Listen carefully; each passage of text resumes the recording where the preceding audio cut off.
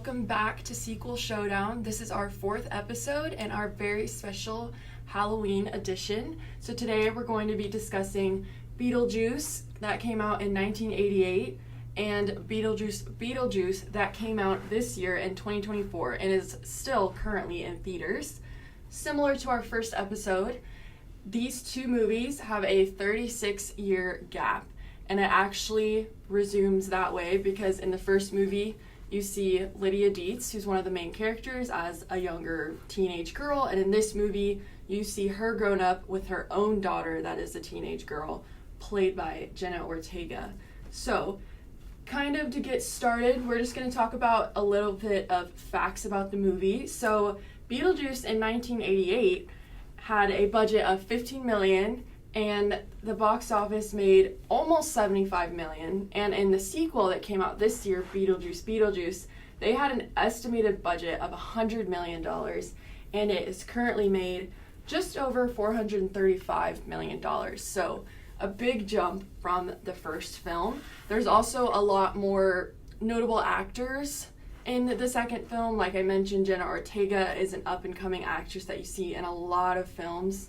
And I think there's a few more, like William Dafoe is in this film.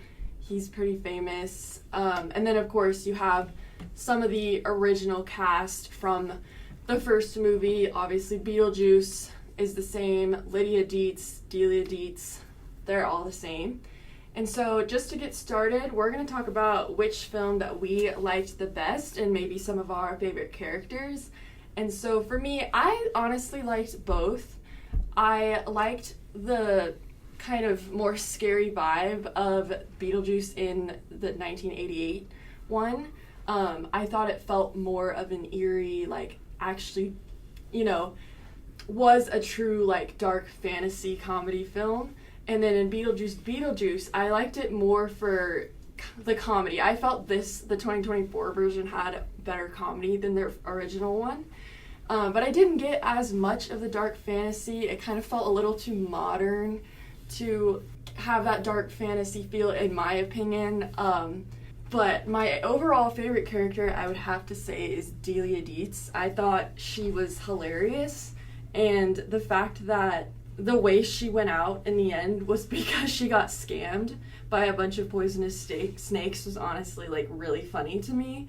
And she didn't even seem, like, upset. She was more so just, like, ticked off that she got scammed. And I think she even told Lydia at the end, like, you better take legal action because I got scammed. Like, she wasn't even, having this emotional situation over the fact that she died. But she did get to reunite with her husband, so I think that helped. But you guys go ahead and discuss your favorites. I think I like Beetlejuice 1988 the best just because the overall theme of it and the storyline was a lot better in my opinion. It was more interesting.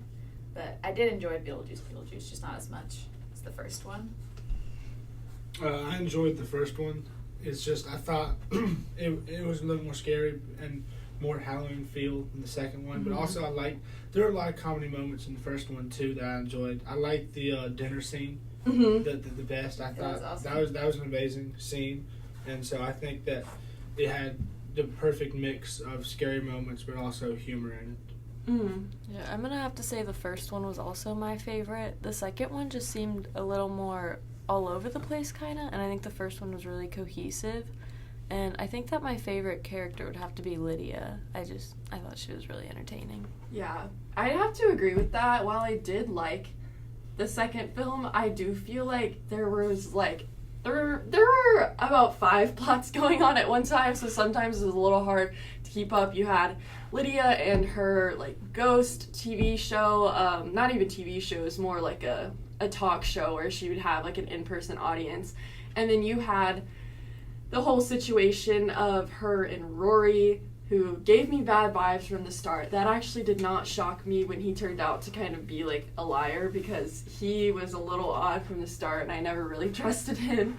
So you had that plot line of them getting engaged and then married very suddenly, and then you had Astrid's plot lines where her father died and we really didn't know why until the end, and she was kind of on bad terms with her mom, Lydia, going to what seemed like a boarding school.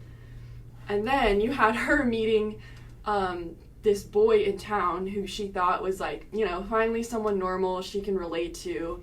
And then turns out this boy, Jeremy, was actually a ghost. And he murdered his parents. That was very shocking. That plot twist actually got me. I was not expecting that. And then you were like, oh, maybe he's a ghost, but maybe he's nice because he's going to help Astrid go see her dad again because, you know, they never found what happened to him. But then turns out he just wanted Astrid to take his place so he could come back to the land of the living.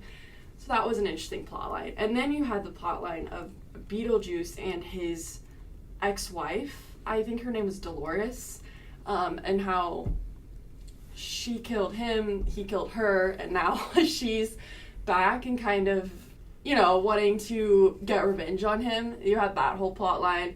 And then you had Willem Dafoe's plot line of being like, he was an actor playing a cop, and then now when he's dead, he's pretending to be like an investigator of this underworld.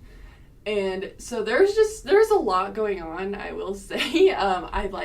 I think we can all agree that the first one just had a better, eerie Halloween vibe, and it was kind of a more steady, cohesive storyline. I did like the second one, but it was a lot to keep up with. I was like, there's so much all over the place, whereas I feel like the first one was pretty straightforward. And I liked the Maitlands. Like, I liked that couple and how they kind of were on a journey to haunt their house and get their house back from the Dietzes, even though I do think the Dietzes are hilarious. I think Delia is so funny. Catherine O'Hara, that might just be a bias on my part because I do like the actress, but I think she's hilarious.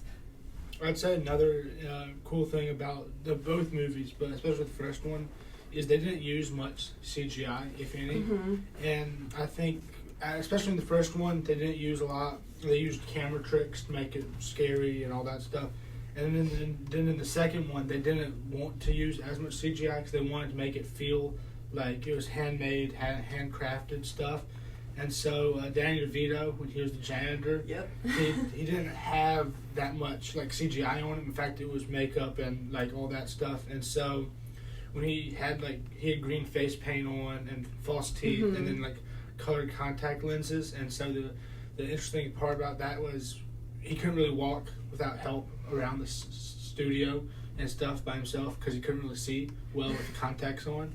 And so I think that just goes to show how much like they didn't want to use CGI and make it feel like it's just too technology and more like trying to represent the old movie in the new movie. Mm-hmm. I also could see that in Willem Dafoe's character Wolf Jackson, who was kind of the cop, like detector, investigator guy. You could see like his brain was like sticking out because obviously that's how he died, and then like some of his assistants, I think one had like a spear going through her neck mm-hmm. at some point, and I actually preferred that like you could tell that was makeup and not CGI to make them look like that. Like it was actually, I feel like it, because obviously it's fake, they died, like they're not obviously gonna look like that, they're not gonna be alive, but I liked that feel of like you can tell it's makeup, obviously, from a movie watcher, but it made it more real versus them, like, making everything with technology. And, I don't know, I also feel like, kind of going off subject, but another funny point was, the first time I watched it, I was really confused as to why Beetlejuice, the title of the movie, was spelled different from Beetlejuice, the demon, I guess you could call him. And so Beetlejuice is actually one of the brightest stars in the constellation Orion. And Tim Burton wanted to name it this, but the studio thought that people would see it on posters and advertisements and trailers and not be sure how to say it, which could in turn, drive people away from the movie. And so they spelled it like they did so that people would know how to say it and be intrigued with the movie, but then you still see it spelled Beetlejuice with the G in the actual movie, like when he has his light up sign that points to him. And so I thought that was an interesting fact because I noticed that and I was really confused I on noticed why. that too. That really confused me. Yeah. And I thought I was spelling it wrong in other things, but I wasn't. It was Yeah. just spelled differently. That's interesting. Yeah, I know. I kind of accepted it because I feel like the movie was so kind of interesting and like kind of felt like I was in a fever dream that I'm like, oh, that probably just adds to, you know, the weird aspect of it and like it's spelled different. But no, there is actually a reason for that. It's interesting.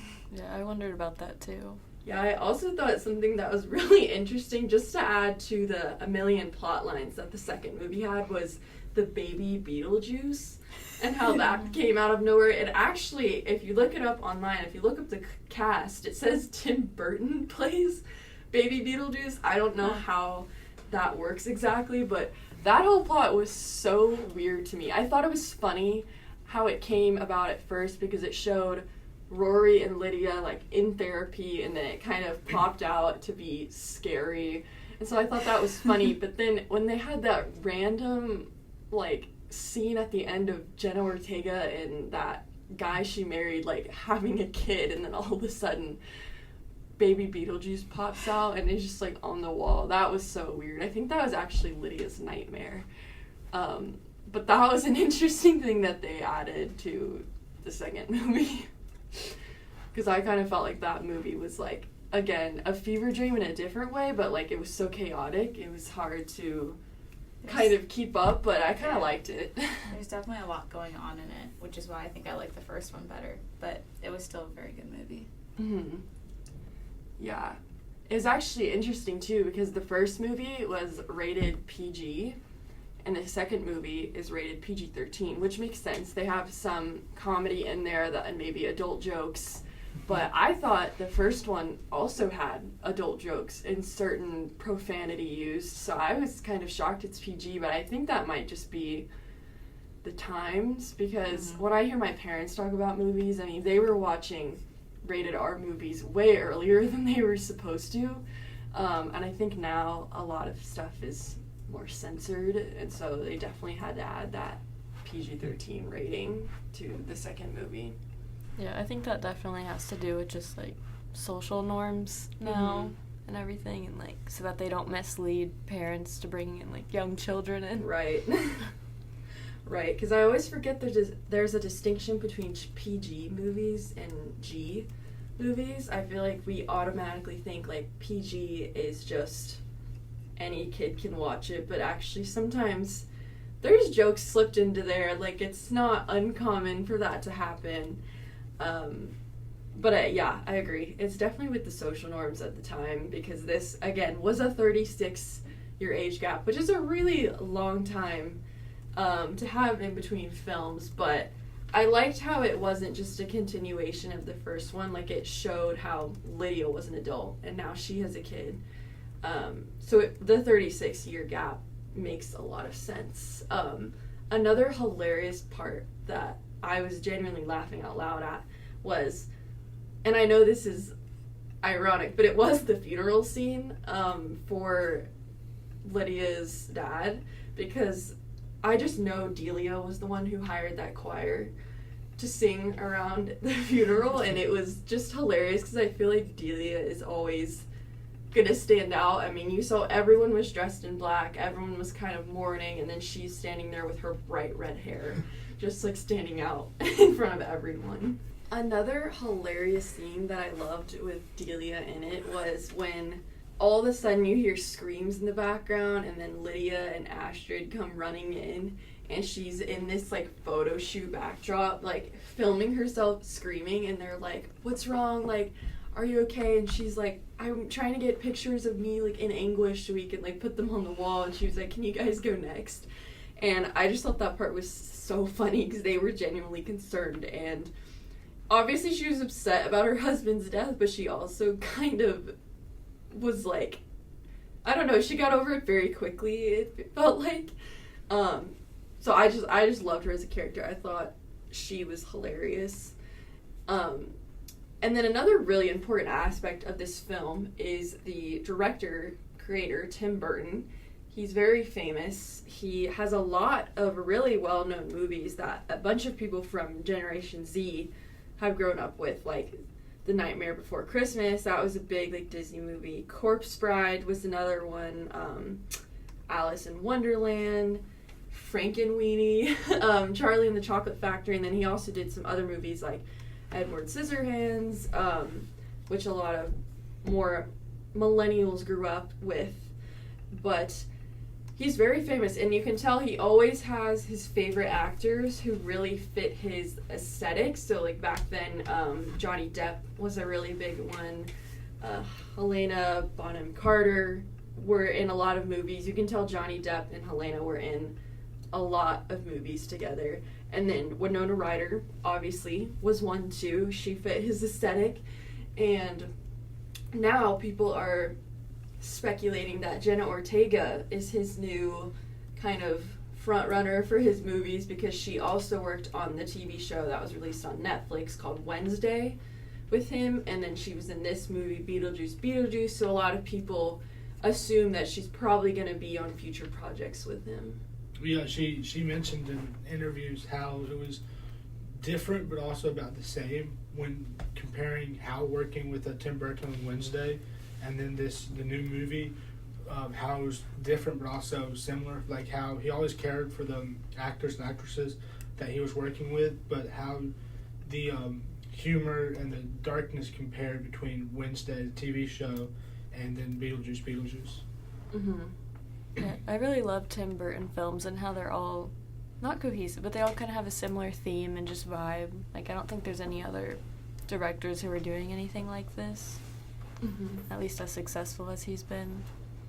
Yeah, he's just very well known for what he does. Kind of, so this is how Beetlejuice is described. It's called American Gothic Dark Fantasy Comedy Horror Film. And I know that's a mouthful, but I really feel like it fits because, I don't know, all those words really do feel like they just encompass what these two movies are about, and honestly, his entire discography of movies, because like she mentioned, they're kind of all cohesive in a way because they like all fit the same aesthetic, and he's very much coined the like, oh, that's a Burton film, like, oh, that's a Tim Burton film, oh, this actress looks like she would be in Burton movies.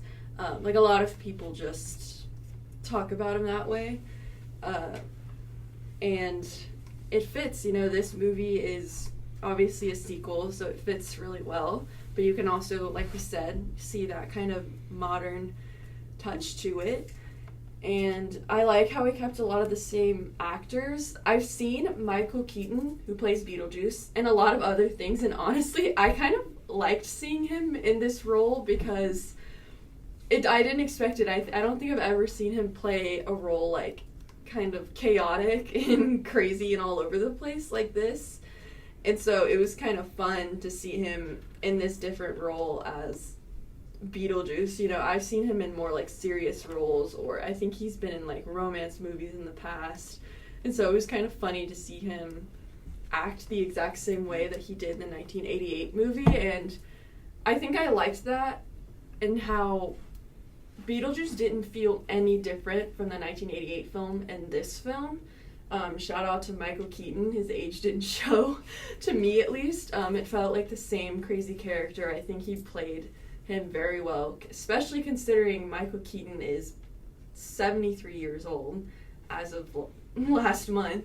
And so it was kind of cool to see him in that, you know, that same character, because the Beetlejuice character is honestly hilarious, and how in this movie it kind of showed him in that like office setting, and he had all of those minions, and he was like, make sure nobody leaves, and then they all left and like raided the town that they were in, and I thought that was just really funny. I also liked getting to see kind of more of his backstory, because I felt like they didn't really go into how he died or how he became what he was in the first movie. So I liked how it kind of threw in that like random scene of him speaking Italian all of a sudden. Wasn't expecting that. With Monica Bellucci, who plays Dolores in this film. I think that's kind of around where the film began, and showed Danny DeVito, like you mentioned earlier, which that was also a shock. I was not expecting to see Danny DeVito be the janitor. Yeah, be the janitor in this movie. And then she was in boxes because she was all chopped up, and we were like, who is this about to be? I thought she was going to be like the main villain, which I guess in a way she was. But then we see her and Beetlejuice getting married, and then she poisoned him, and then he, to get his revenge, also killed her, so they killed each other.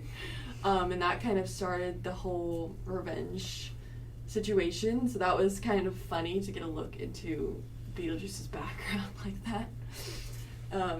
But yeah, I thought both of these films were really great. I think they fit so well with Halloween and the aesthetic with Halloween.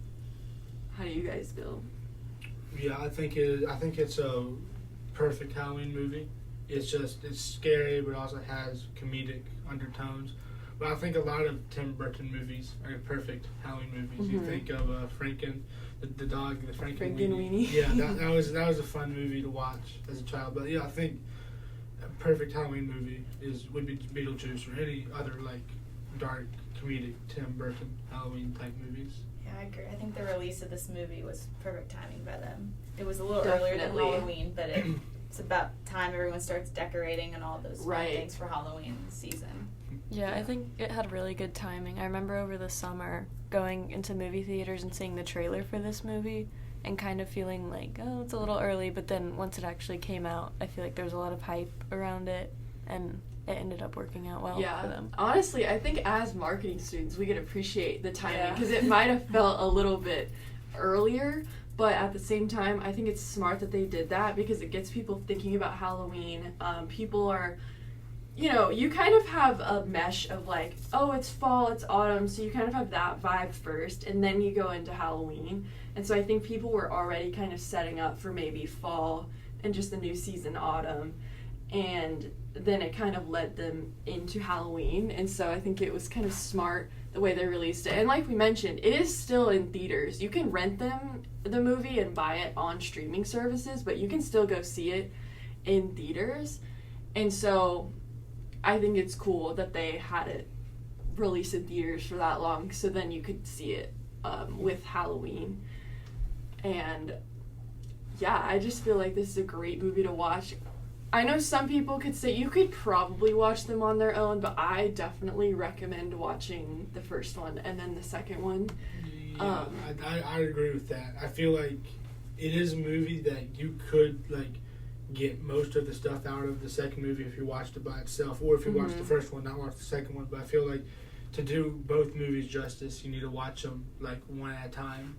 Yeah. To be able to understand everything that happens, Definitely. I think so too. It was like the waiting room and the whole like afterlife concepts. The first one adds a lot of context. Definitely. Because I know for me personally, thinking back to our Top Gun episode, I actually watched Top Gun Maverick first, and then I watched the original Top Gun because I was like, oh, the second one's pretty good, let me watch the first one.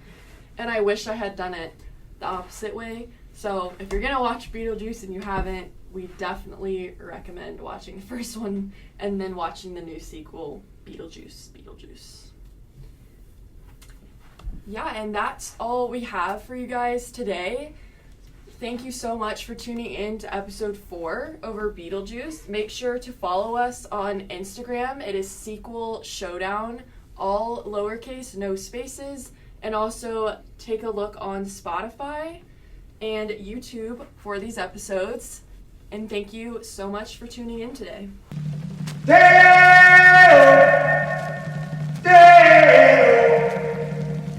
Daylight come and me want go home. Me said day, oh. Daylight come and me want go home.